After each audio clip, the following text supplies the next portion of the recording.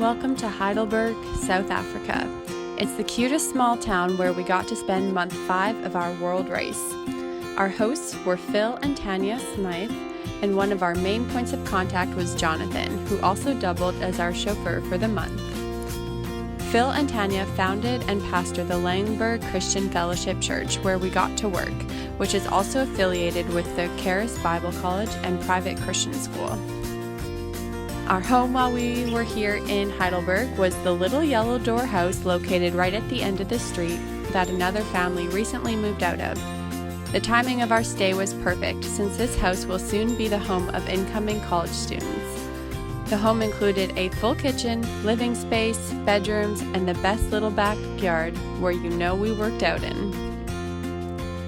Ministry this month had us doing some odd jobs around our home, like cleaning up the garage and lawn care, which I know the guys really enjoyed doing. We also did chores at the church and the college, such as cleaning toilets, walls, and floors, particularly the floors in the church sanctuary, which meant a lot of stacking and unstacking of chairs. This became our routine at the start of every week. Cleaning sure can be a lot more fun when you're doing it with people you love. Of course, we spent our Sunday mornings joining the congregation for worship and a message, and had the chance to join in on the program.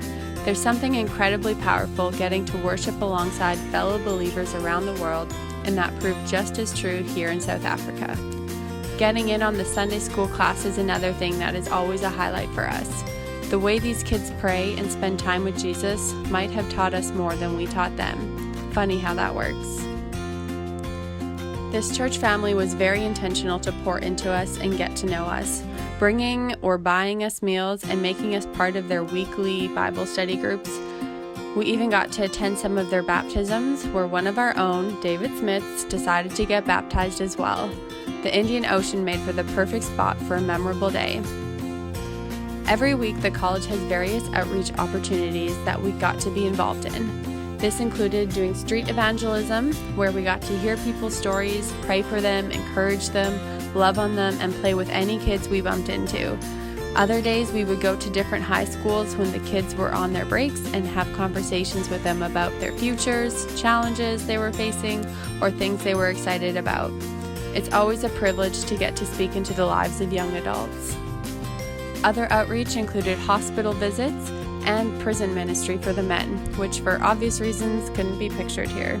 On a few of the days where there was no outreach, we also got to sit in on some of the college classes, which was a pretty neat opportunity. The bulk of our time this month was spent pouring into kids. We loved the chance to do sports with the grade school kids from the private school, and spent several days working at daycares and after-school kids programs. These kids would light up when they saw us, and their joy was infectious every single time we got to play with them. We played games, sang songs, and danced. We told Bible stories, and just did everything we could to make them feel incredibly important. It's no wonder Matthew 18 verse 1-5 says this. At that time the disciples came to Jesus, saying, "Who is greatest in the kingdom of heaven?" And calling to him a child, he put him in the midst of them and said, "Truly I say to you, unless you turn and become like children, you will never enter the kingdom of heaven. Whoever humbles himself like this child is the greatest in the kingdom of heaven. Whoever receives one such child in my name receives me." As always, it's been a memorable month that came to an end much too quickly. This country, and particularly the people, will be greatly missed. You come as you are, for you are wanted, you are wanted, you are wanted, you are wanted. Let this be the day that joy takes the place of all of the years that shame tried to steal away. He is calling you.